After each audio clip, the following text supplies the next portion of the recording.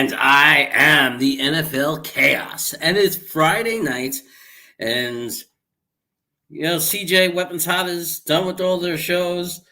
I don't see Frankie from Flatbush online. I figured nobody's talking, nobody's doing anything. It's 11 o'clock, 11:07 p.m. on the East Coast. There might be some Jet fans somewhere around the country or on the East Coast saying, hey, what's going on? There's nobody talking Jets, and we got a big game against the Eagles, and maybe you need some energy, so wake up, because we're going to talk about some Jets. So we got the Eagles coming up on Sunday. We're at home, and I want to say, while I respect and while no game is easy, nor should it be easy, we have every right to expect the Jets to win on Sunday. I'm so tired. I don't want to hear, their running is unbelievable, and they're crushing it as of late, and how are we going to stop them? And they have this good player and that good player. I'm tired of the excuses. I'm tired of every game is a reason why we can't win. This is the reason we can't win this game. This is the reason we can't win this game. Guess what? If we're going to do this rebuild and we want to win 5 or 6 games year one, if we want to have that kind of success, we have to start finding a way to beat teams, especially teams with losing records. I don't care if they're playing for a playoff spot. There's a reason they lost all those games, okay? Because they're not getting there. They're not getting over that hump every game. They just lost to the Giants, okay? They happen to be in the playoff run because the NFC, I guess, doesn't have the parity. They have a bunch of teams that stick out on top, and everybody else is just average. Well, we got to start beating just average teams. We beat Cincinnati. We beat Tennessee. We're capable of winning. Okay, we beat Houston. That was our one easy game as far as our wins was Houston. If you look at the other 2 wins, they were against good teams. So we got to stop thinking that we can't win. We got to start thinking about how we're going to win. Okay, and one of the ways is if our defensive line plays the way they played last week. Okay, nobody's talking about Blair. Okay, we knew that they loved Blair. We knew that this coaching staff loved him. They knew him. We waited for him. He was injured. He went on the practice squad. He finally gets in. He gets a sack. He also played very well the whole game. I was watching him. He played really well. This is a guy, when healthy, always plays well, and he's great in this system. Defensive line got to play great. If they play great, if they can make it easier on the linebackers, we can stop the run, and that will help neutralize what makes Philadelphia dangerous. Bryce Hall's playing great. And suddenly, out of nowhere, boom, suddenly we see this 33, except he's not a fraud. He's not $17.5 million. No, his name is Elijah Riley. And everybody knows how much I love the name Elijah. Green Bean certainly knows it. Let's break down the tape of the other Elijah that I love so much. Let's see if I can figure this out. Okay, we're going to share that screen. And there we go. And here we are going to find out how much I love Elijah. You need points, man. So now right there, Green Bean says, we need points, man. And he's right. We need points. At this point, we were down 14-3. So now, if you notice, I'm wearing a Jets jersey. Well, you can only guess what number I'm wearing. Oh, yeah, Elijah. Oh. Okay, so I jump up because I see something happening that looks great. Elijah catches a pass and looks like he's breaking away. And now, remember, anybody who knows Green Bean is 2 to 3 plays behind, okay? He's like in the past. Green Bean's like, he orders, if he goes into a place and orders a Pepsi free, like Back to the Future, they're not going to know what he's talking about. But then again, you probably don't know what I'm talking about. Okay, how about this? If Green Bean right now was to walk into a McDonald's and order a McRib, they wouldn't know what he was talking about. How about this?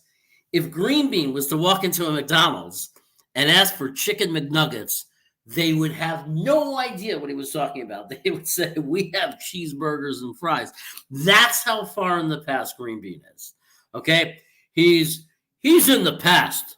I mean, he's way back there in the past. He's living in the past. So that's what we just need to get that straightened out. We just need to understand that, okay? So let's go now. So look at his face. He knows that something's happening now. He's excited. His eyes are shifty. He's like, is Jeremy messing with me? He could be messing with me. Jeremy's a little bit of a pain in my ass, and he might be messing with me right now. Let's find out. Elijah, go. Go. I'm pretty excited. So I'm pretty excited. Green Bean is like 2 plays behind, so he's just hoping that it happens so he can see it. But he looks like he's starting to smile and realize that something good is happening right now. Yeah. So now he knows. He said, yeah, and he's happy. Okay, but let's go back to the chaos. Amazing. That's my boy. Yeah. Now, that was not staged. Okay, I can't. You have to just take my word on it. That was not staged. That was not something that was planned. That was just me reacting to my new favorite Jet scoring a touchdown. I bought his jersey before the season even started. Elijah was my guy. Zach Wilson's my guy. I bought 2 jerseys. I'm so excited about this whole rebuild. And those were the guys. Those were the core. To me, Elijah Davis is like the heart of it, man. He is going to be our explosion. He's going to be just what Henry is to Tennessee. He's going to be what Al Toon used to be, maybe even better. He's going to be that explosive weapon, that people worry about. That's what I'm predicting. That's what I feel. That's what I think he's going to be. Now, he's having a pretty good rookie season, so we'll find out. But anyway, let's see what Green Bean has to say about what he just saw.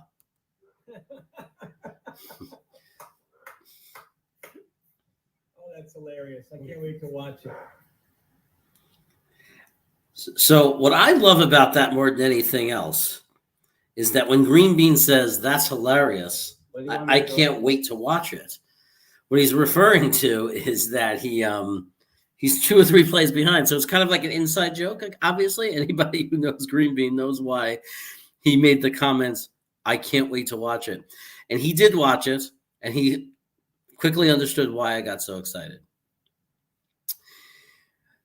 So apparently, a lot of subscribers that asked for me to come on and do this, just in the comments and everything, didn't hit the notification bell. Look, when you subscribe to a channel, the reason it's so important to hit the notification bell is so you know when I'm live.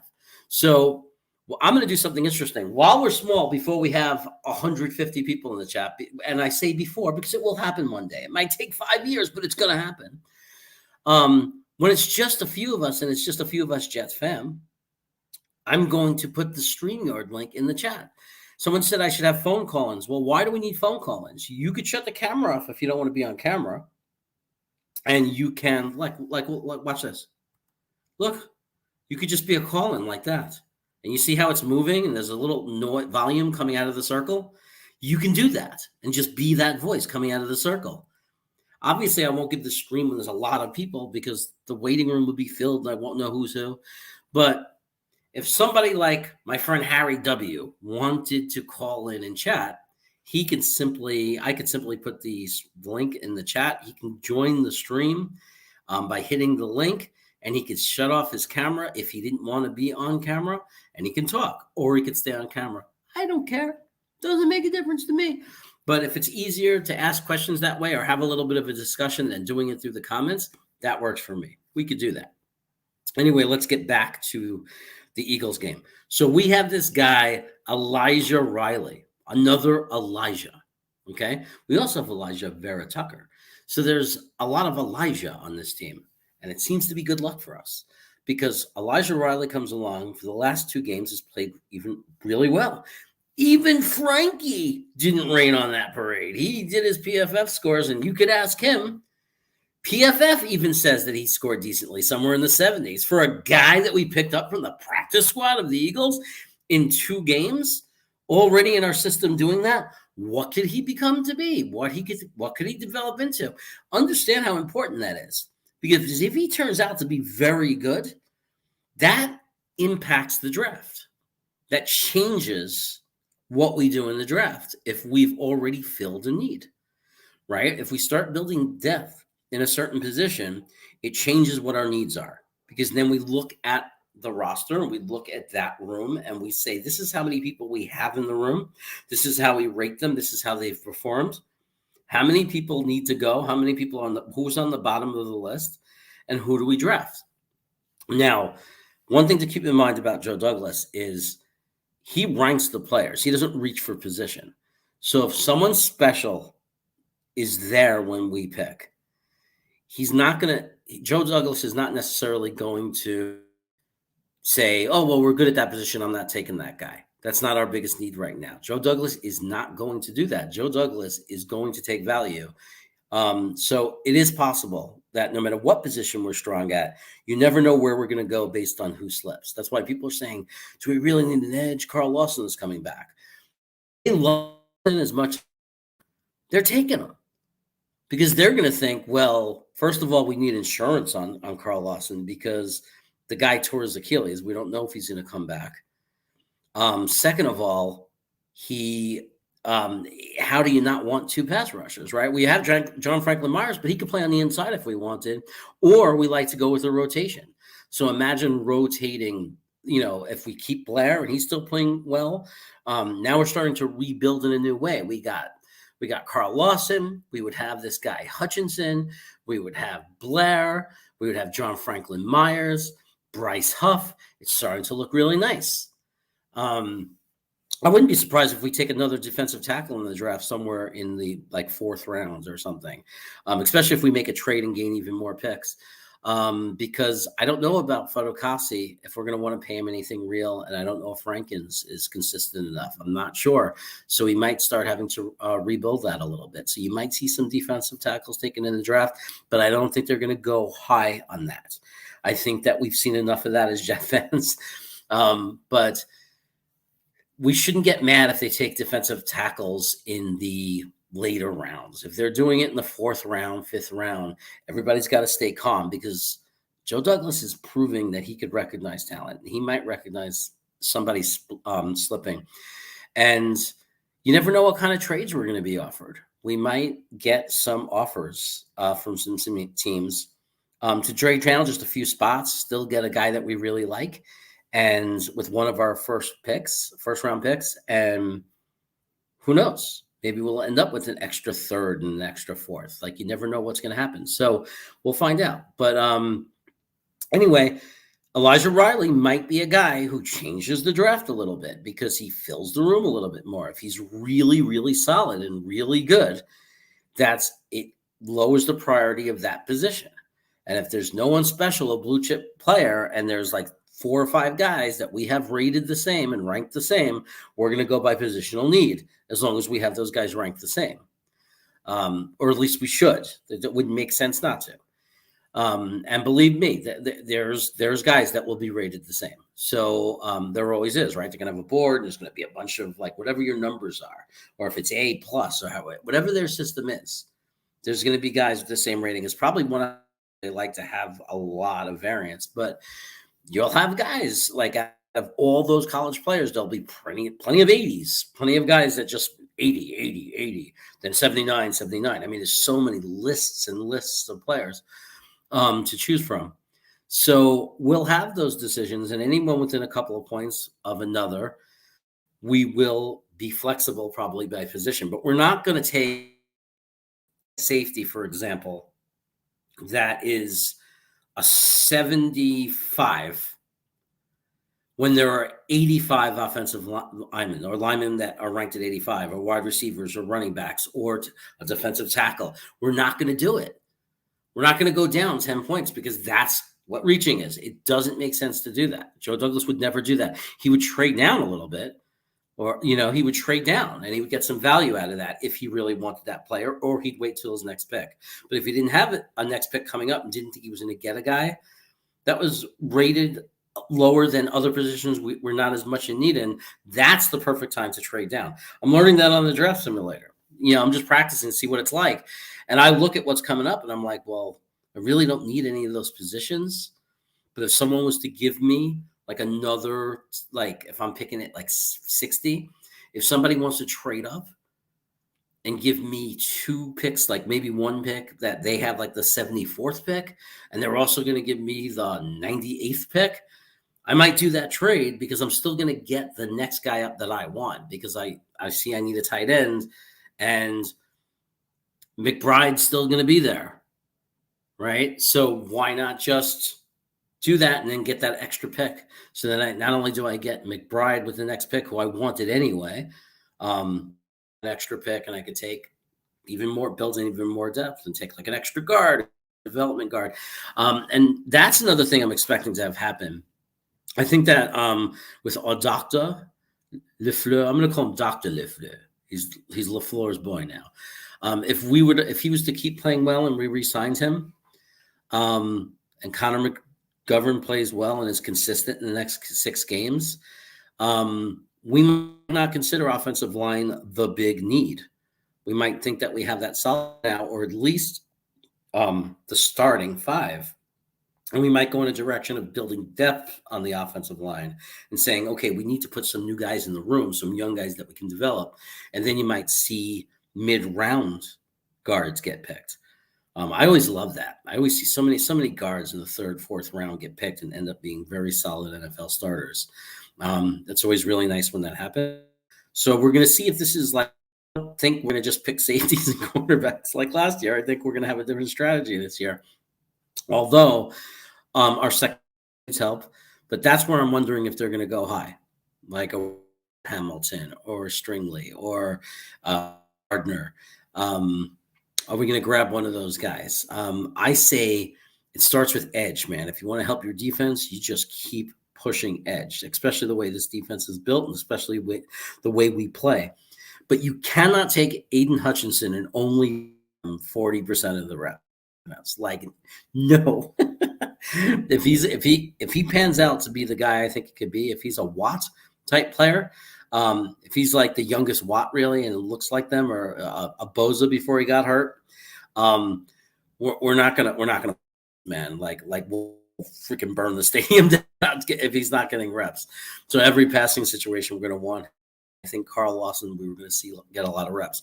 I'm not sure what he's doing with Quinnen Williams, why he's using him sparingly. It might be because of his foot and the surgery he had, and maybe next year you're going to see more reps for Quinnen Williams, or it just might be their philosophy, and they might realize that Quinnen Williams does better in key situations if you keep him fresh.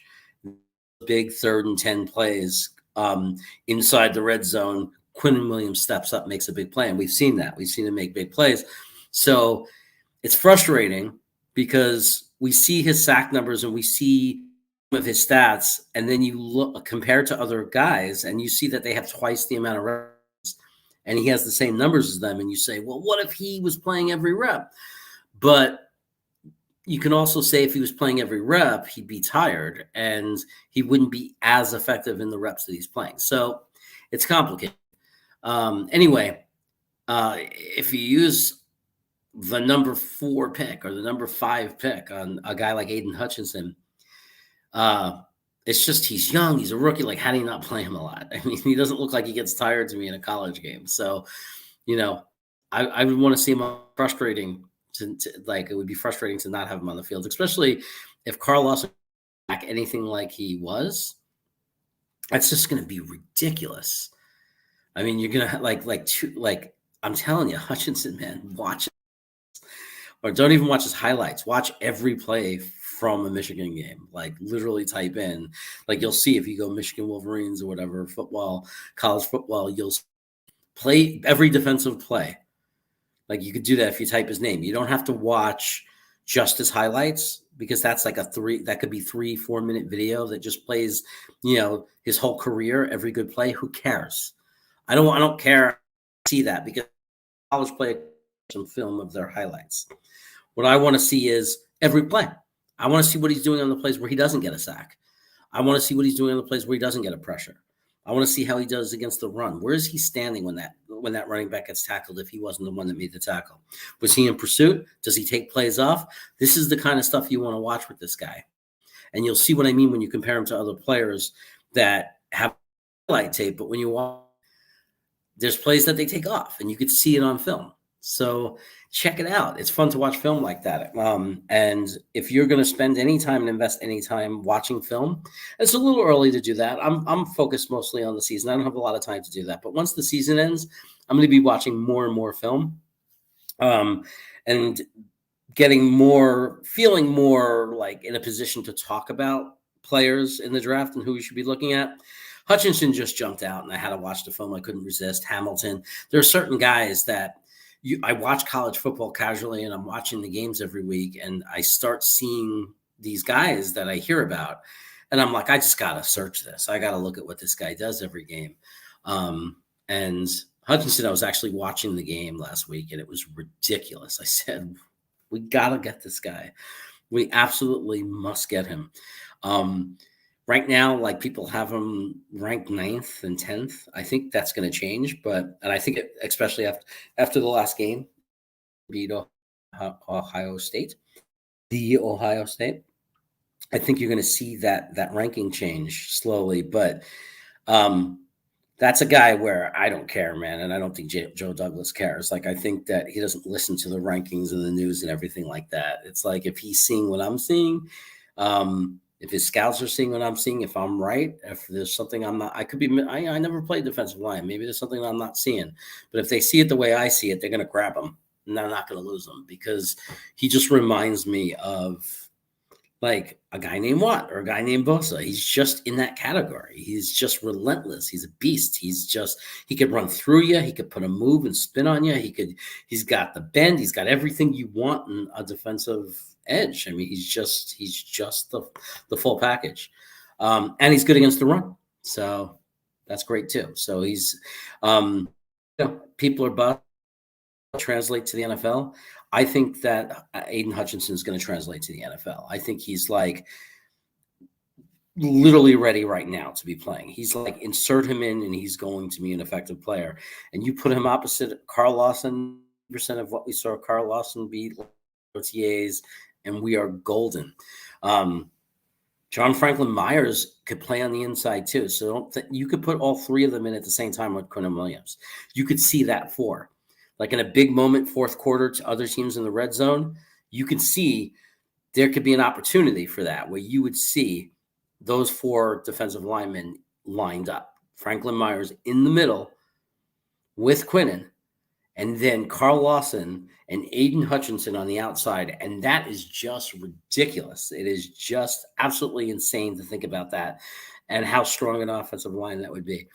I'm also excited to get a linebacker, to get an athlete, somebody with speed, strength. There's some good ones, and they're available in definitely in the second rounds for our second pick. Third round, there's even some names I like. And even in the fourth round, there's some like grabs. Like, and again, it would have to be Joe Douglas. I haven't had time to evaluate them all, but there's a lot of names. They're very highly rated.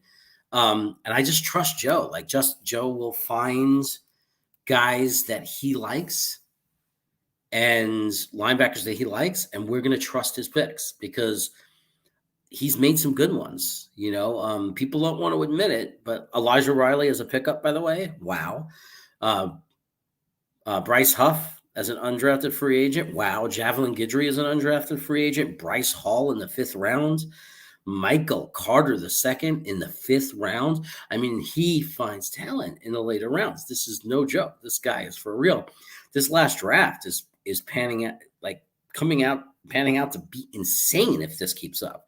I mean, who adds this many quality players in one draft? It's not every day. Look at other teams. Do the research. It is not common to add so many good players. So we could do a lot in those rounds, and we have a lot of picks, and we might gain more picks. There might be a mix. We might get some 23 picks for 2023, and we might increase our – I see us more likely to, because we have a lot of picks already, to move up with the picks we have, to consolidate. And if we consolidate to the point where we don't have a lot of picks anymore, then you might see one of the higher picks get traded and exchanged for some more picks just to get the volume back up. There's a lot we could do. We're in a great position. We have a lot of draft capital. And if Seattle keeps losing, wow. I mean, just unbelievable draft capital. Carolina, there's no reason to believe that they're going to be very good the rest of the year. They have problems. They're missing their best running back. They're falling apart. I'm not seeing them winning a lot of games. So that could end up being another top 40 pick. We've got a ton of draft capital. And Green Bean would kill me if I didn't also mention we have their 4th round pick also. Okay, so don't forget about that. A lot of draft capital. We're going to be able to add a lot of talent, and we have the kind of GM that's not throwing darts. He knows, and with his scouting staff, he's proved it in Philadelphia. He was part of a great staff there. They built a Super Bowl winner. He knows how to evaluate talent. I don't know why people are down on Joe Douglas and his drafts. It makes no sense. I don't even have to say, oh, the first one was Gase, so it doesn't count. There's nothing wrong with this first one. There is nothing wrong. Becton was playing like an all-pro offensive lineman. Yes, he missed some time, right? Then somebody rolls on his leg. His own player caused it, GVR, who's out now, right? The jet killer, GVR himself, who hurts his own team. He or anybody else in the world is going to get hurt if you roll on their knee. And when you dislocate your knee, and people saying, oh, well, if it's because he's overweight, that's why he's out so long. Every offensive lineman is over 300 pounds. So they're always going to be more of an issue when it's that kind of injury. I mean, if you had Elijah Moore dislocate his knee, he might be out a lesser amount of time because the guy weighs, what, $150? So, I mean, it's different. I mean, every offensive line is big, and people are just making up and inventing that he's so overweight. And then there was a million videos out there that proved that was a load of crap. That was a Rich Cimini clickbait type of story. That's what that was. Okay? Yes, Mekhi Becton comes to camp every year a little overweight and likes to eat. There's no question about it. But he knows how to get fit again. Okay? It's not why he's getting hurt. He's getting hurt because somebody rolled on his knee. Maybe he's going to end up being injury prone a little bit. Maybe he's going to miss some games. But people are forgetting how good this guy was. He was an amazing left tackle. He was a rookie. Okay? You forget that. Offensive line is not a position you come in. It's just amazing you can play. Like AVT, the fact that he's playing and playing well certain games, and sometimes he has his bad moments, that's amazing. It's great. You're thrilled for that. Offensive linemen have come into this league and been awful, and then their sophomore year get much better, and by their third year, they're Pro Bowlers, and they're freaking beasts. Okay? I think Becton came in, and his rookie year was exceptional. He was already being talked about as an amazing top left tackle. And there's no reason to think that he's not going to – hopefully he'll come back so he can get used to the system for the last couple of games. We'll see Becton back.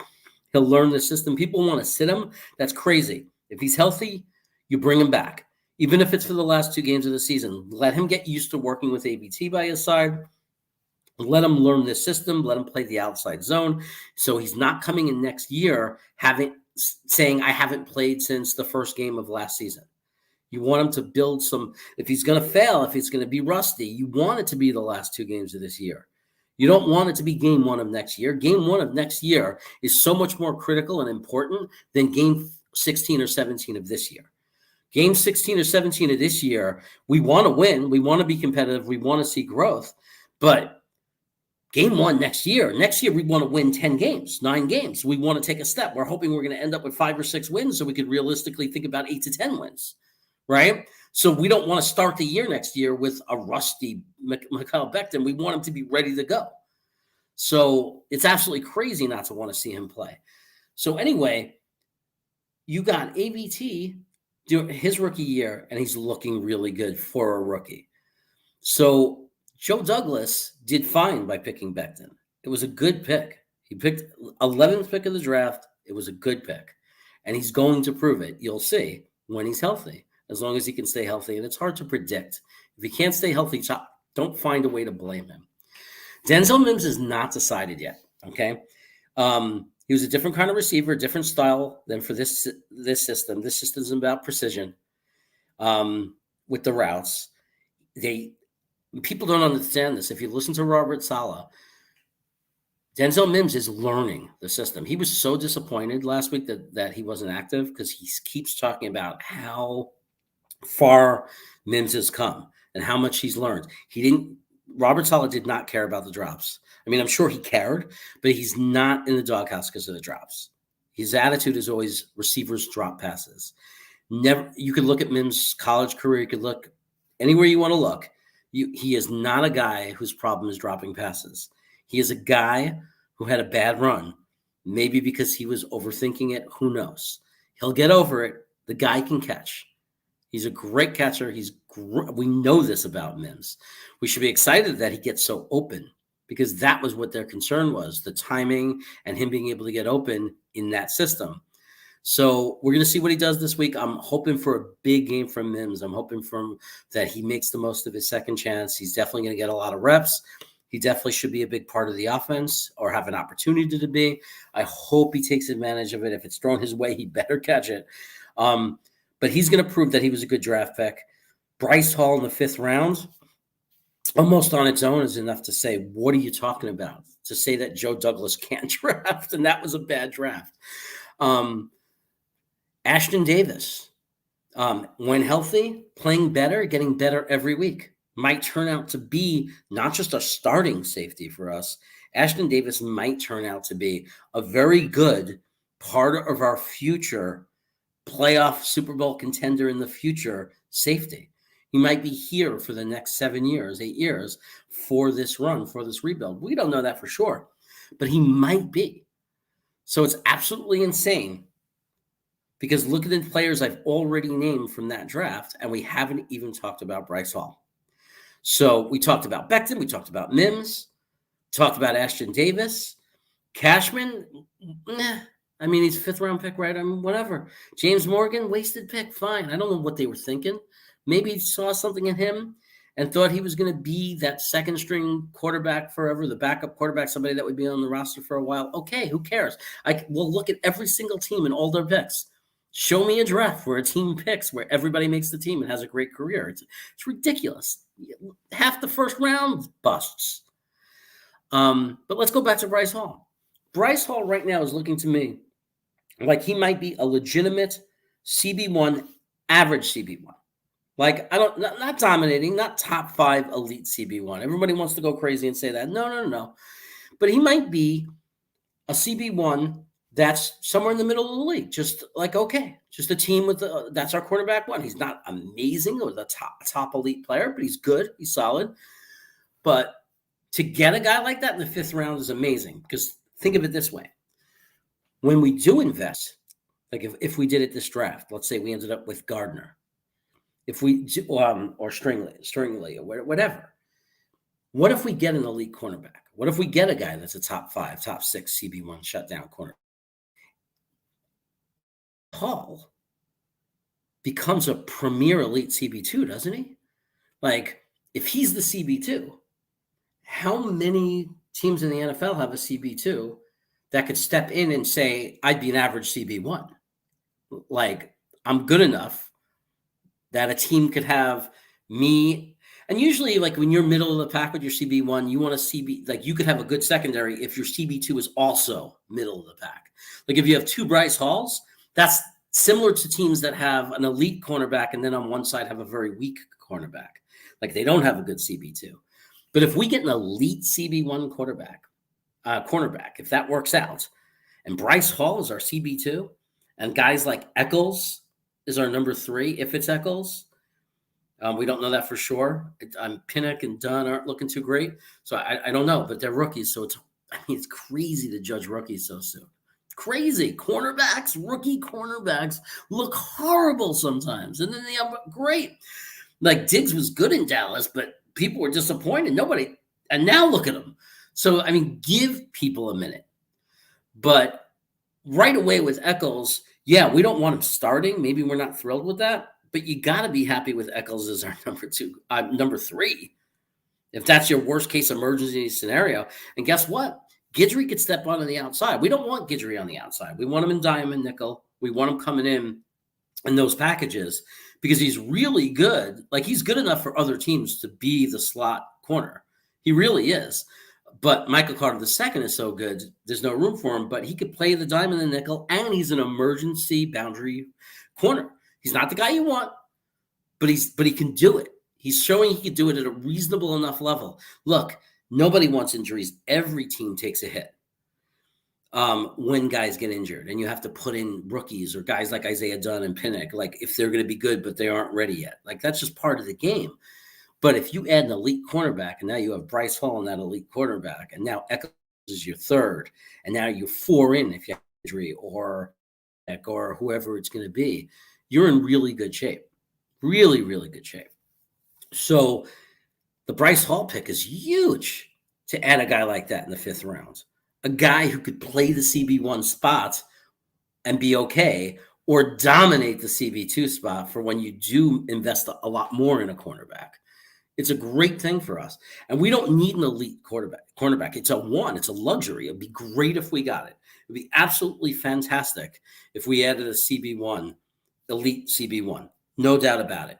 But if we added another Bryce Hall at his, that's pretty good. If we could back it up with good safeties, we're okay there because we have this guy named Ogden, this coach, a secondary coach who's been doing it for 20 years.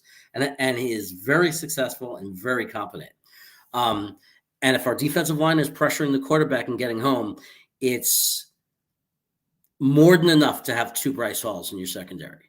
If we get that elite guy, that now we're starting to talk about defense. Now we're starting to talk about we're core to have that top 5 in the league defense that we want to really be dangerous. And when I look on the other side of the ball and I think about Becton coming back, AVT, and the way Font has played, he's like, I don't think he's given up a sack. I mean, if we add some development players there and get deeper in that position, if it's not the doctor, maybe we do draft a 2nd round guard. Maybe we take Kenyon Green. I think that's his last name. Maybe we end up grabbing him. I know people will be pissed if we do that, but I'm not gonna be pissed. If they end up taking him, they end up taking him. That's fine with me. If they go Lindenbaum and Lindenberg, the Lindenberg, that's funny. That's what it'll be called. If they go with him and they move McGovern over to guard, that's a possibility. Everyone says it can't happen. Why wouldn't it happen? I mean, if we traded back and then he was there, it's not out of the question to then have a competition at right guard. The other thing is, even though McGovern is doing well at center, he's going to cost a lot of money. He's $9 to $10 million next year. So there might be some, something to think about there. He's good, but is he $9 to $10 million good? He wasn't the first 5 games or something. There's no, like a 4 games. You'd never say he was, but then he came along strong. And I'd say overall, obviously he's ranked in the top 10, 7 or 8, in the league. So it's hard to, I don't think we're looking to replace him. I'm just saying we could help solve the problem because I don't think there's any reason McGovern couldn't be a decent right guard and compete for that position and kind of make us a solid team. So imagine, just imagine all that. That'd be great. So I don't know why people think the Joe Douglas draft for 2020 was a weak draft. It was not a weak draft.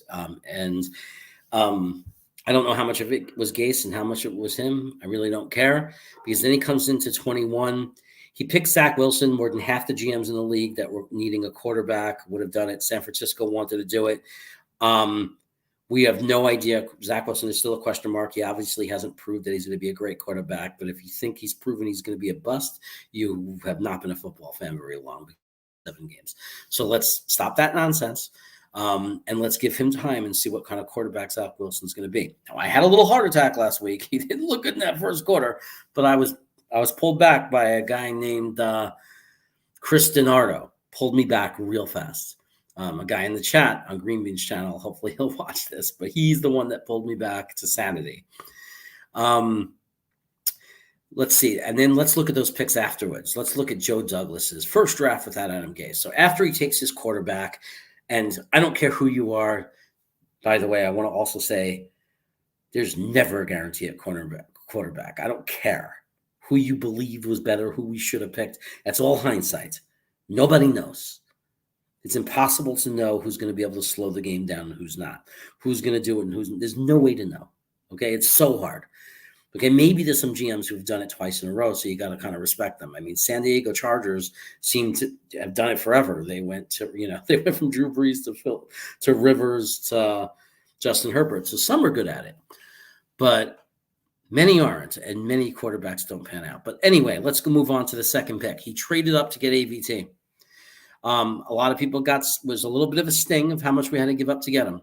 But again, he pans out to be an all-pro guard, and he stays on the Jets for the next 10 or 7 whatever years. And we become a championship team, and he's an all-pro type guard. No one will ever care about those picks we traded for him. The next pick, he shocks us. So he shocked a lot of us by going Elijah Moore. And then we started to see Elijah Moore, and we started to hear more about him. We saw the reaction of Brown, his buddy, who was a good player, who basically started crying and said, "You're better than me, man." That kind of felt weird and like strange to see. Diva wide receivers don't usually call other wide receivers better than them, especially guys who hadn't played a game in the league yet. But Brown said it. And then we saw him in OTAs, and it was like, whoa, uh-oh.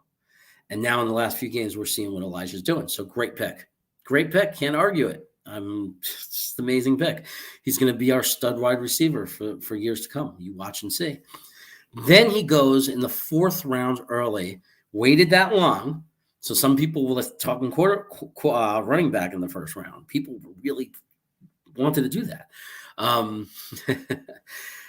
We go Michael Carter and make him, what was he, the 4th running back picked in the entire draft, but early 4th round. And he's looking like a running RB1 to me.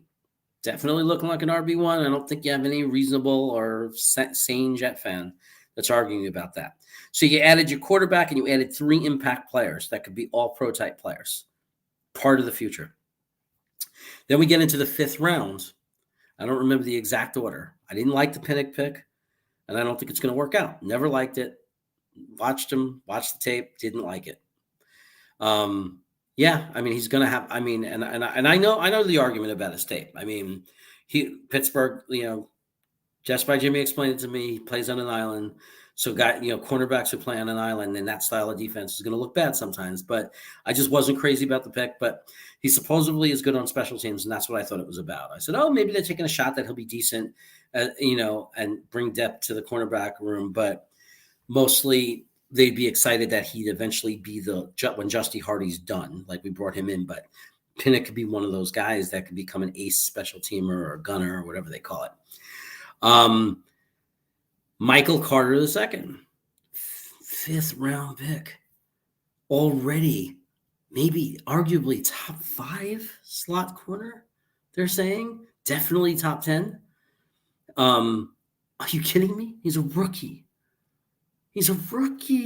Like, oh my God. How are you putting down Joe Douglas? He found Michael Carter II. Nobody had that pick. Every other team in the NFL let him get to the 5th round. Are you kidding me? Now, Sherwood, they were really excited about, but he got hurt. And I don't know if he's ever going to come back from that injury the same. So I don't know if we'll ever know. Because it's just the Achilles is a bad injury. Like, was it an Achilles for him? I'm actually questioning myself. But if it was an Achilles, that's a problem. Nasruddin, I was super high on, man. I wanted Nasruddin to start. I thought he was going to be the guy. So he's a question mark still because he's a rookie and he got hurt, I think. So, but we're not seeing him. So that's like, I don't know what's going on there. I don't know what's happening. And he also, whether it was the 5th or 6th round, I don't remember, got Eccles. And Eccles, no matter what you want to say about him, was thrown into the fire, starting as a rookie in the fire. And yeah, there's concerns, but he also had some okay games and he held out. Remember in the beginning of the year, there's a bunch of games where he didn't kill us. It's not like he's Redwine, like that guy Redwine who got burned by Robbie Anderson right away. And he's, for a rookie, I think he could be a really solid cornerback, like a depth, not a guy that you want to start, not your CB2, but a guy who comes in at maybe a nickel and dime, packages. Maybe he comes in when one of these guys get hurt. Injuries happen all the time, but maybe he's a guy that can come in and he doesn't automatically make you say, like Green Bean, game's over.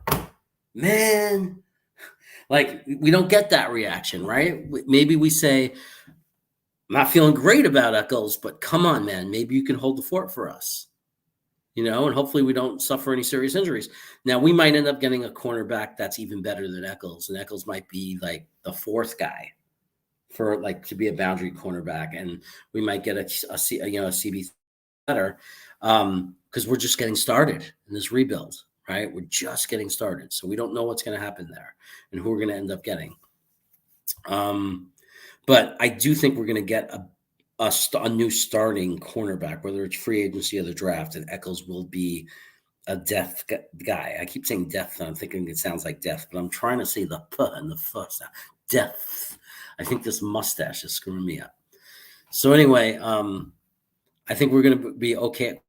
I think we're going to figure out something. So we're looking good there. And, so anyway, my point is when you consider all of that, Joe Douglas is a good GM. He's really good. We didn't even talk about the trades. He is like by far. I know, like we had some good GMs. Look, I mean, the Parcells I don't count as much because it was Parcells that did it. So, and it was very short-lived, and it wasn't done in a way that was sustainable for long term or didn't end up being long term. But it was amazing how fast he made us a competitor. And if he would have stayed, things would have been a lot better for sure. Then we had the Rex Ryan years. Those guys did a good job. They built a good team. So I don't think JD is there yet. Like, I think he's going to be. I really believe in 10 years or 5 years, whatever it is, we're going to look back whenever his career with the Jets is over, and he will go down as the greatest GM, up until that point of our history. I believe that sincerely. And I think he's on his way. I really do, because the trades he made are ridiculous. He fleeced Seattle, fleeced them. Okay? If you don't know that yet, know it. We've said it a million times. I can't say it enough. We fleeced them. 2 number 1 picks. One looks like it's going to be possibly, it could be top 6, 7. They might win some games, but top 15 for sure. It looks like it's going to be. Okay? And then we got last year's pick with a 3rd rounder. Green Bean goes crazy if you forget the 3rd rounder, because that 3rd round pick with another 3rd round pick helped us, and the pick we got from them got us AVT. And if AVT is an all-pro guard for many years to come, oh my God. Seattle, enjoy your safety who not very good in coverage, can't catch. Oh, he caught one. Woo-hoo. He put it everywhere because he finally caught the ball. And gets decent ratings from PFF for his run defense, which I fully don't understand, because although he gets some pressures on the quarterback, a lot of times a team could use a safety in a certain way where they're going to get pressures on the quarterback, because teams aren't set up to block safeties all the time. You're the guy blitzing. You should probably get through. But he got a bunch of sacks his first year. I don't think he has any yet. A couple of pressures this year. And watch the reels of the running backs. Watch running back plays. Watch last week's game. And watch the touchdown, and watch like all the key plays where Washington was scoring on running plays, where Jamal Adams was. Okay. I saw him 3 times. 2 plays were in a row. One was the touchdown and one was the 2-point conversion. Twice. I watched him get taken out by one guy, just thrown away. And he was just standing and watching the guy run by. Twice. Okay. It doesn't mean he's not a good safety. Okay. I'm not going to go as far as saying he's not good. But so let's say even if he's like above average, they gave up 2 first-round picks and a 3rd-round pick, and they're paying him $17.5 million for a safety. Crazy, cuckoo. There's no way anybody that knows about football could tell me that Joe Douglas did not fleece them. He fleeced them. And, the biggest defense Seattle fans have, and no disrespect for them, is they're like, well, we don't get very much value out of our 1st-round pick anyway. Okay, fine. If you don't care about the first round pick, don't care about it. But just know that we like first round picks. We like them a lot. So we're happy with it, even if Seattle fans don't think first round picks are a big deal. We think they're a big deal. So it doesn't matter. That's great for them. I don't wish bad on other people. If they seriously don't feel bad about the first round picks and they don't care about them, that's great for them. That's great for them because I don't need other people to suffer. I have nothing against Seattle. I have nothing against their fans. I have no reason to hope that they suffer. If that's their reasoning and they're okay with it and they're happy with Jamal, let them be happy. Then they can call it an even trade for all I care. But from our perspective, we fleeced them because nobody else was giving us that. Don't forget that Jamal Adams was a pain in the neck at that point. He was butchering everyone in our organization. There were tons of NFL teams that wanted nothing to do with him. They didn't go near him. Okay? We were worried that we weren't going to get anything for him because people knew he wasn't going to play for us. Usually that's when people fleece you. That's when they come in salivating, okay? And we got paid like there was 5 teams fighting for him, and he was like the best attitude. And for some reason, we needed to start over, and we were willing to hear offers. I mean, we got 2 first-round picks for a safety and a third. That's right, Green Bean, and a third. Crazy. That's crazy stuff. That's crazy stuff. This is me bringing the chaos. I hope you know. If you say, why do they call him chaos? This is why. Because I can't hide it. I can't be all calm in a suit and tie and talk about it like these guys talk about it. No. I'm like you. And when you say a crazy call, how is that not a crazy trade? How are you not saying, whoa? That's like scoring a touchdown, watching a crazy play. So crazy screaming, I'm coughing now, and I got a dry throat, and I didn't know Green Bean always has a bottle of seltzer. I should probably learn from other people. Matt O'Leary, by the way, if I haven't said his channel because I don't talk about him a lot. You got to go to Matt O'Leary's channel. He's amazing. He's like the opposite of me, but in a good way. Like it's not an insult. Like he's very calm. He's very mellow. He's very centered. You know what I mean? When the Jets are bad, I'm punching things. I'm like lit up.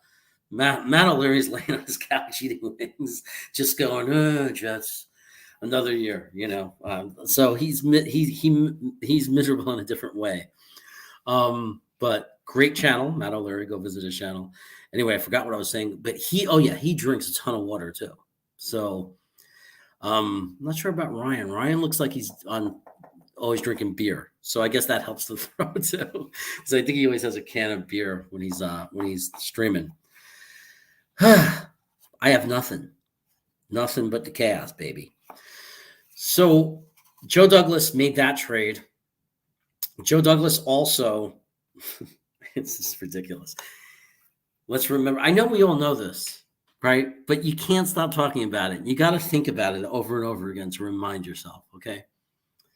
So Sam Darnold was like the 30th ranked quarterback in the NFL last year.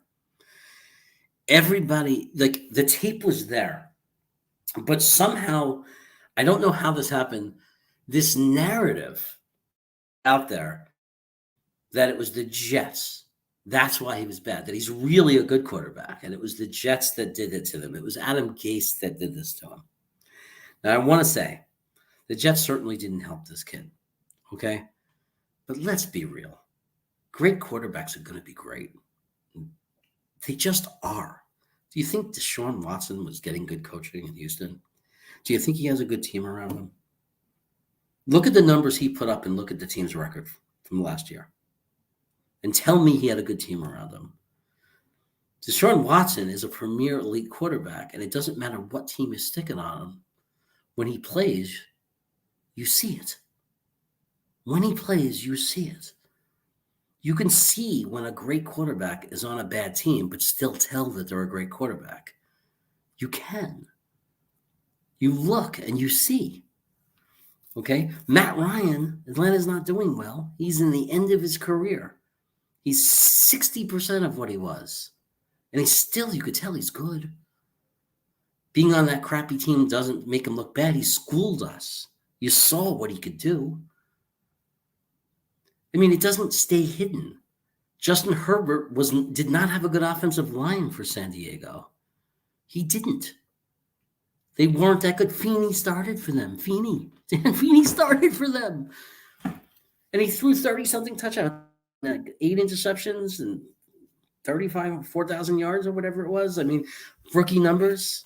And he's doing it again at 66% completion for a rookie coming into the NFL. Playing against Denver twice.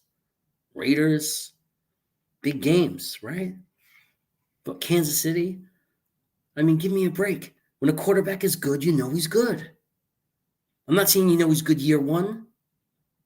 I'm saying, but 3 years you know. In 3 years you know. Okay, we knew. Anybody really, the people who were saying Sam is good and it's the team, I don't know what they were thinking. Because I could point to plays. We can go through the tape. One day somebody needs to do that. I think Joe Blewett probably did. And I didn't look back at the archives, but he probably did. If you look at the tape, there were plenty of plays, where he had protection, where a receiver was open, and he threw it to the other team. There's tape of that. Some British guy, Play Like a Jet or something, really good guy. I liked his video. He shows where one of our receivers, I think it was Crowder, was running across the field wide open. And Sam had plenty of time and just threw the ball into the other team's hands in the red zone. So he wasn't good. And to say, he could have been good. If it was in a different situation, maybe he could have been playable. Sure, the first 3 games against Carolina, when he had a great running back and before he got hurt, he looked okay. So I'm not saying he's not playable, but he's not a franchise quarterback. He's a quarterback who needs everything to be right for him. He needs great blocking. He needs a great running back who he could dump the ball off to. He needs a Robbie Anderson that's wide open because of broken coverage. That's what he needs to be an effective quarterback. But how hard that is to sustain that and keep that around him? Because one day when you're winning, a guy like that still has to get paid the $30 million a year, even if it's not them, because they're a winning quarterback and they're good enough to win with. If you don't pay him, if someone else is going to pay him. So he wasn't the guy. We had to let him go. And let me get back to the point. So Carolina gave a 4th-round pick for him and a 2nd-round pick, a 2nd and a 4th. And I said 4th round, and you could take away the 2nd-round pick, and it's still a surprise that they gave a 4th-round pick. Why? Because, and I think we may have swapped our 6th for that 4th, so that takes a little of the value away. But the reason why it's such a big deal is because Carolina had a quarterback that was ranked higher than Sam Darnold. Terry Bridgewater wasn't awful for them. He wasn't great, but he wasn't awful. He was okay. He was good. Like, all right. Maybe not your answer, but a guy, if you put him in the right situation, you'd think Carolina, because you put him in Denver, we'll talk about that later, guy who could have done pretty good. Like right now, I'm thinking Carolina, even though for Cam Newton, I'm thinking Carolina wishes they had Terry Bridgewater back. But they trade him. This is the crazy thing, that Bridgewater gets pushed off another team. 2nd time in his career, by the way, he's pushed off a team for Sam Darnold. They trade him to Denver for a 6th-round pick. So imagine that. They were only able to get a 6th-round pick for Terry Bridgewater. But Joe Douglas got them to give us a 2nd-round pick that's going to be most likely top 40 pick in this year's draft, a deep draft, and trade our 6th for their 4th. So we move up how many spots? 60 spots or so. And all we did was get rid of a guy that every other team knew we had to get rid of because we were bringing in Zach. People say we could have kept him around. That would have been nice. Yeah, let's keep Sam Darnold on the team to say we just drafted the future and now you're going to stay here. Because then what do? You could have let Zach sit for a year and you could have let him sit behind Darnold. But you could argue that. But it doesn't work like that. It's like, I know San Francisco is doing that. And it's kind of weird. It's kind of strange. But to take use your third pick on a guy, the third overall pick, and then replace him with the second pick 3 years later and keep that guy on the team, potentially awkward. And plus, we're trying to rebuild and evaluate players. And we obviously, and we'll say the nicest things about him because he's a great kid, Sam Darnold. You're not going to see Joe Douglas say the truth and say, I don't think he's very good. So what are we going to gain from keeping him for a year? If you want Zach to sit on the bench, fine. Bring in a veteran quarterback, but why would you stay with Sam Darnold? So I don't think a lot of teams are offering a lot for him. I think that Joe Douglas may have played poker and may have made them think other teams were going to give a lot for him. But they got a 6 for Bridgewater, who's much better than Sam Darnold. He still got his job, by the way. He's still playing for Denver. And they're doing okay. And he's doing okay. Maybe not amazing. Maybe he calmed down a little, but he's doing a lot better than Sam Darnold is doing. Sam Darnold's not even playing anymore. He's hurt. Even if he was healthy, he wouldn't be playing. So there's a big difference between I traded Bridgewater and got a 6th-round pick. Well, I traded Sam Darnold and got a 2nd-round pick. I can't even say second. I say first because it's so ridiculous that they got a 2nd-round pick for him. It's just ridiculous. After the world saw him stink for 3 years. Well, he didn't stink for all the years. Some people will argue that. But he really stinked year 3. Like he really, really, really stunk. Like he was really bad. Ask Greenbean. He had to call every play. He had to be live for every play. And had to bear that. And then the litmus test was, of course, Joe Flacco. And that's, by the way, I was going to say, I was thinking it today. The New York Giants should look at this as a great opportunity that Daniel Jones is hurt again, because maybe they should sit him the rest of the year. Maybe they should let Glennon play, because that's a hell of a litmus test. If Glennon does the same thing that Daniel Jones does, you know that Daniel Jones is not your guy. And now you could just get rid of him, don't do the option, trade him, whatever, and draft a quarterback. If Glennon looks much, much worse, then you can make the decision, maybe we need to finally get an offensive line. Like we need to keep building on it and give the kid a chance. But anyway, that's a whole nother discussion. So Joe Douglas, let's see. Any other trades he made? Oh, yeah. There is another trade that he made. Probably forgetting one, but there's this one. He took a tight end who doesn't even play tight end. He plays special teams. His name is Dan Brown. You guys probably know him. And he traded him to Kansas City for an offensive guard who might not have been the greatest, but he had decent PFF grades. And the only knock on him, not really a knock, but the only concern was he hadn't played in a year. He took COVID off because he's from Canada and he's a doctor. LDT, I think is his name. Laurent, I just call him the doctor. But anyway, nobody can say his name, admit it. And there's too many acronyms on our team to remember it. It's LDT. I'm going to call him LSD just because it's easy to remember and it's fun. LSD is a great guy. He went back to Canada to work in a hospital to help with COVID, to help with the pandemic because he wanted to be there. So he took 2020 off. He was part of the 2019 team. It's not easy to be a starter for Andy Reid. You can't stink and be on that team and keep your job. He was an okay offensive lineman, better against the run, I think. I liked him. I saw a story on him on Real Sports, so I was already a fan of him as a person. Anyway, we trade Dan Brown, and they give us this guy. He was hurt in the beginning of the year, and he lost his job to this sensational round 6 rookie, right? One of those shocking things, one of those crazy stories.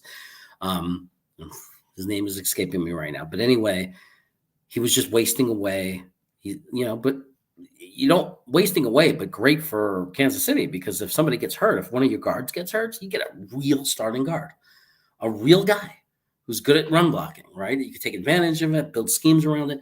But anyway, for whatever reason, they trade him for Dan Brown. I don't know what they see in Dan Brown.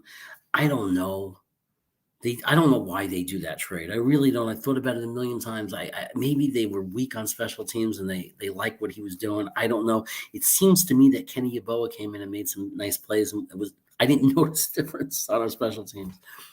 But anyway, we were a little worried. We said, well, our luck, Dan Brown's going to be the next superstar. We get the doctor. The doctor comes in for GVR, which was beautiful. That's what we were hoping was going on. We were hoping, please. We were so done with GVR. We were like, please, I hope this means we're benching him. And we did, which was great. I think he was the first player who actually got benched. Like other guys were replaced because of injuries, this or that. But I think he was the first guy that Saleh in the career, I think it's going to go down as the first guy. Like some people say, oh, no, White got benched for Flacco. No, okay, so we'll say non-quarterback, positional player who got benched. A guy who was starting every game, not injured, benched, replaced. They went out and traded and brought in a replacement, taught him the system, and benched GVR. Okay? Guy comes in and plays better. I don't care if the PFF score says he didn't. Everybody with an eye knows that he played better. We all saw the improvement in our offensive line since he started playing. We all saw what happened last week in the running game. Okay? There's no argument.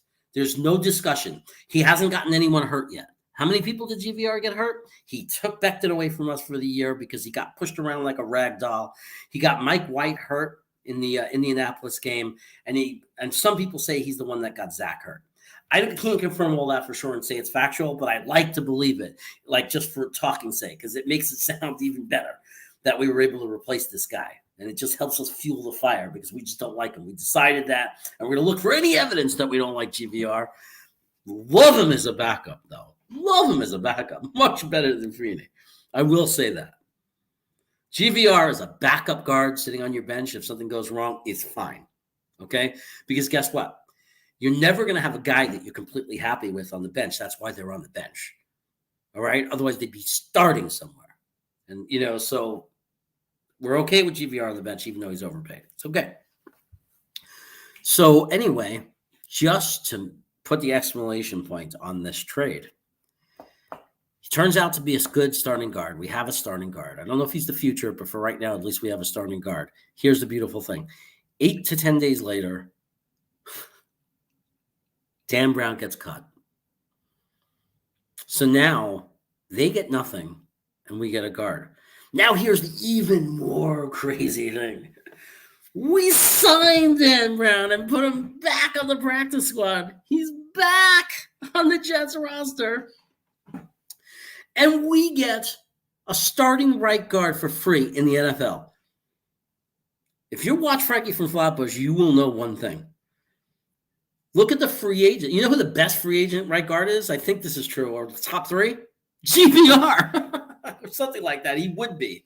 Like one of the starting guards that would be available in free agency is like a guard that you would never want. I forget. I mean, you have to go to Frankie and like play back the tape from a few weeks ago, like and find it, or just ask him, watch his show and go into the chat and say, hey, Frankie, show me the rankings of the free agent guards that are available, right? And there's no one exciting. And the way this guy is playing that we got, as good as anyone that we could have gotten, because the one good player was hurt or injured, and I think he's back, but he had a bad penalty against them even, so I'm not even sure.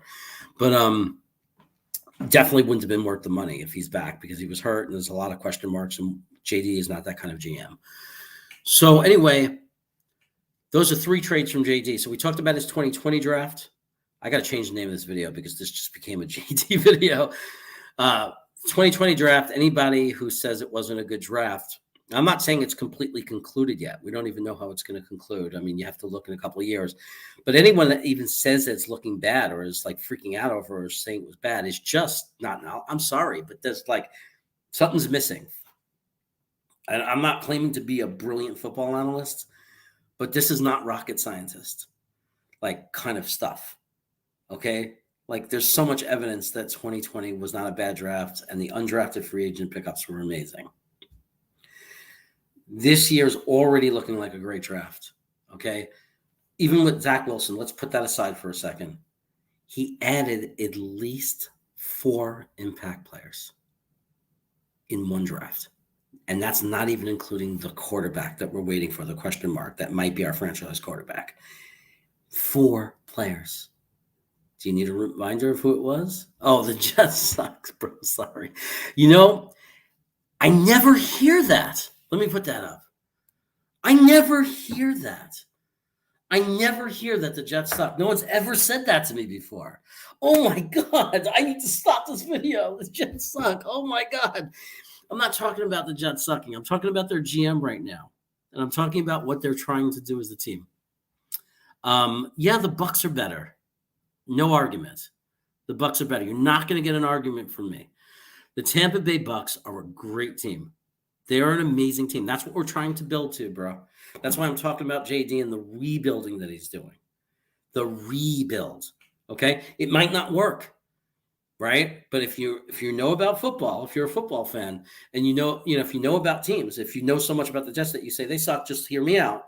If you look at the Jets' history, they've never done a real rebuild. They're a team that tries to buy players, and they've never built through the draft.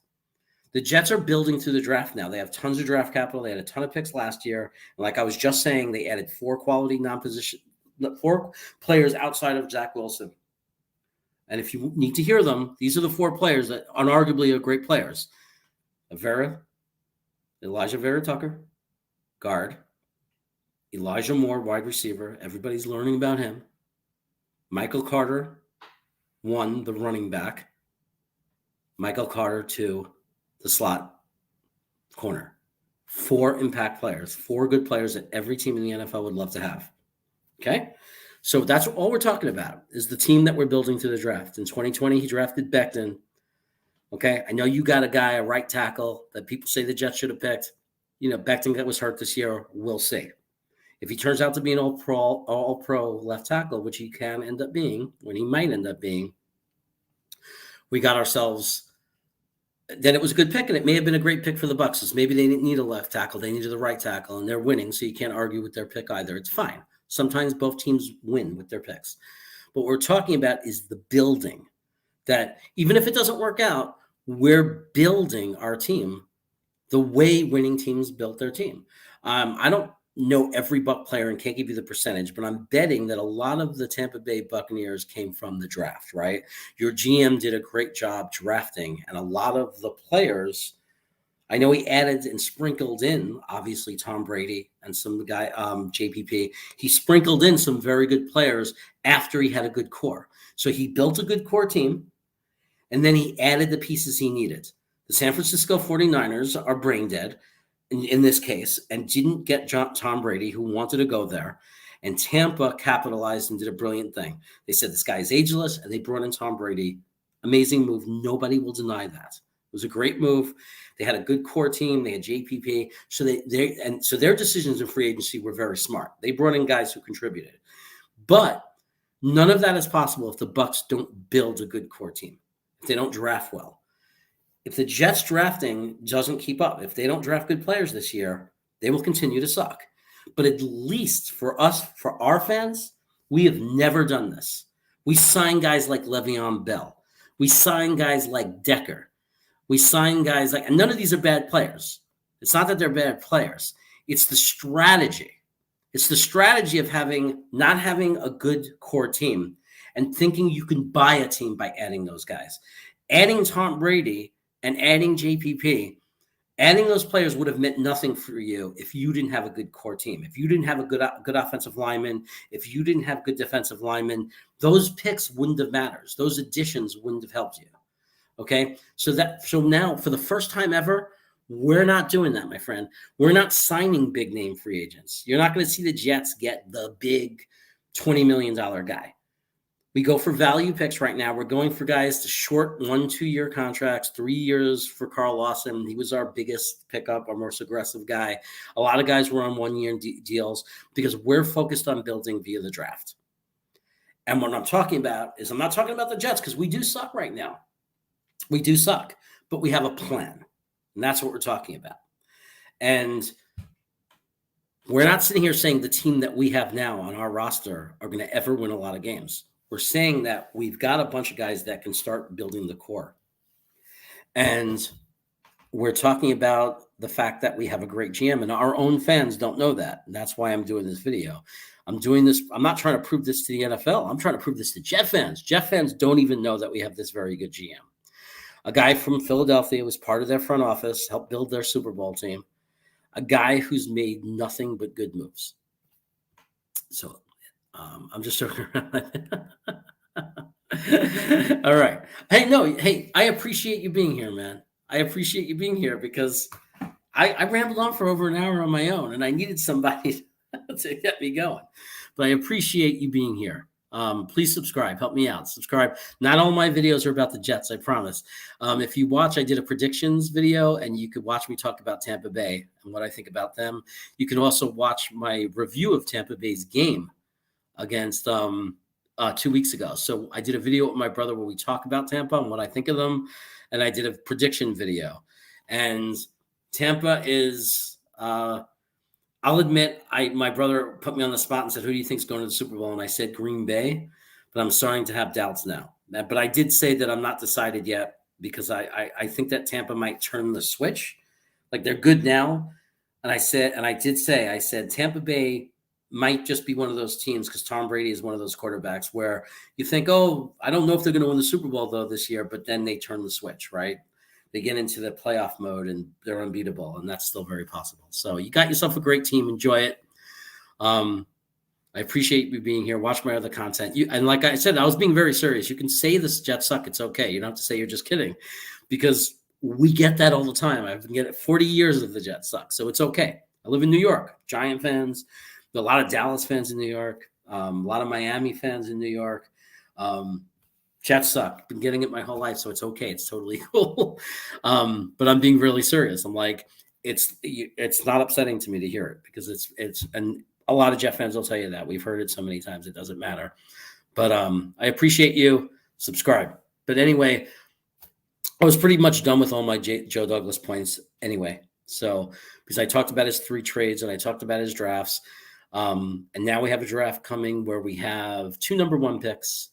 2 number 2 picks, a number 3 pick, 2 4th rounders, and I think we have 1 5th, and that's it. But we do have, I should say, those 4 first picks are going to be top 40 picks. So we're pretty excited about that. Also, the other point is that even after those 4 impact players that I was talking about that Joe Douglas brought in all those impact players, there's still some question mark guys who could end up being really good as well. So we still have we still don't know about Nasaldine because he got hurt. We don't know about Jamie Sherwood, who was going to be the starting linebacker as a rookie. So they saw something in him. So, hey, now because you saw my channel, just keep it in mind. You don't have to believe me, but keep it in mind that if in a few years the Jets are competing for championships, you can remember and say there was this crazy guy, Jeremy, Chaos guy. He calls himself Chaos, that told me about all this, and he was right. Or in 3 years, we're still going to suck, and you could say, oh, that poor guy. He thought they were finally doing the right strategy and building a real team, and it didn't work out. So, which might happen because you can't be a Jet fan for 40 years and know that it might not work out. But I'm definitely never felt this way about the Jets before, as far as we're finally a team that's doing what real teams do, legitimate teams. We're building via the draft, finally. None of these flashy names in free agency. And Jet fans are catching on because none of us are even asking for it. We're not sitting there screaming that we have to sign great free agents. We're sitting there. We're thinking right now. We're thinking about winning some games. To be honest, we don't care about. We don't want them to lose because of a better draft pick. We're hoping the Jets win. We want to change our culture. We don't want to be 3-14. We want to end up at least, even if we win 6-7 games, you have to understand we were 2-14 last year. So if we win 6 games and end the year strong by winning 3 out of the last 6 games and get 6 wins, that's a victory for us for where we are because we're in year one of our rebuild. So if we go from 2-14 to 6-11, then we start thinking we add a lot more talent in next year's draft. We're going to probably add some free agencies to fill some voids to help build depth on our team. And then we hope for the 6 we go from 2 to 6. We hope the 6 goes to 9 to 10, even 8 to 10. 8 is a little, because it's only 2 games. But if we were able to go to 9, and now you're talking 9 and 8, probably not playoffs, but maybe deep into the season, we're thinking we have a chance for the playoffs and have that excitement. 10 would be just like blow us away. Year 2 of the rebuild, 10 wins. Oh my God, we'd be going crazy in Jetland. It's 2023 that we're hopeful for. That's where we're thinking that needs to be where we want to be a team that makes the playoffs. I don't know if we're going to, we might not be a serious threat for the Super Bowl, but we go to the playoffs. Our quarterback worked out and Zach Wilson is good. This is what we're hoping for. This is our dream scenario. And then we go into that next year. Now we've had some playoff experience, and now we're competing for championship. That's what you just got a huge perspective, little senses of what goes on in the mind of a Jet fan, because I represent a big part of the fan base. There's a lot of part of the fan base that's going to agree with what I'm saying, and there are some that don't, obviously, like in any fan base. But this is a strong representation of what we're thinking and what we're hoping. So you can look in the comments later. I have no one here tonight because I thought on a Friday night, maybe there was some people bored that would tune in. I have some subscribers that are Jets fans, but they didn't hit the notification bell. Shame on you guys. But I got some people in England that I know that will watch this, or I hope will watch this.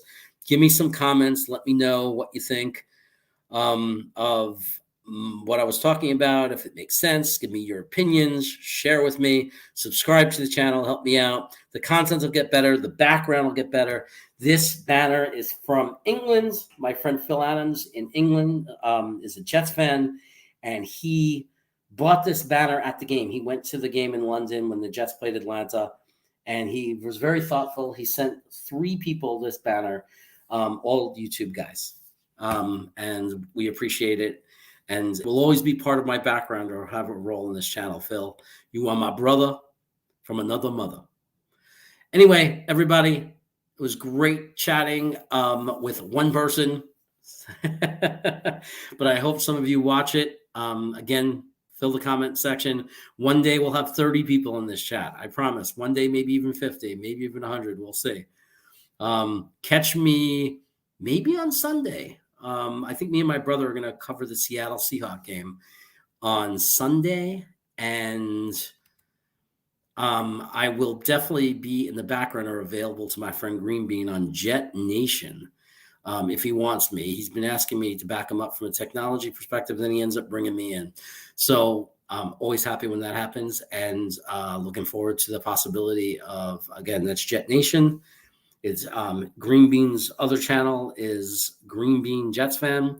If you go into my About column, all these people I bring up, Frankie from Flatbush, if you go into About the channel, that tab, you'll see all the links to all these great guys, all these great content providers. So subscribe. Thank you. I hope wherever you are in the world and whenever you're watching this, I hope you're doing well. Go Jets.